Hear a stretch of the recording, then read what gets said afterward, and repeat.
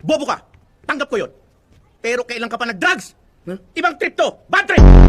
Hoy, bilisan mo! Nagmamadali kami! Ano ba? Uy, huwag kang ganyan. Computer yan, di sasagot sa iyan. Tatanggap-tanggap ng trabaho, bagal-bagal naman kumilos. Bilisan mo! Nyo, kung gusto mo mukhang tanga, pabayaan nyo, buhay na yan. Baka gusto nito magpatawa. Tawa ka tayo, Tawa. Pag di mo binilisan, hahalikan kita! Hoy!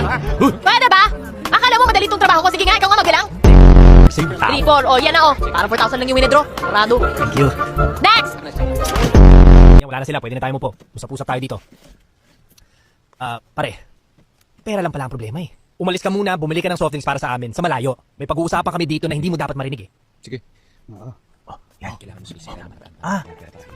Uy, ano ba yung pag-uusapan nyo?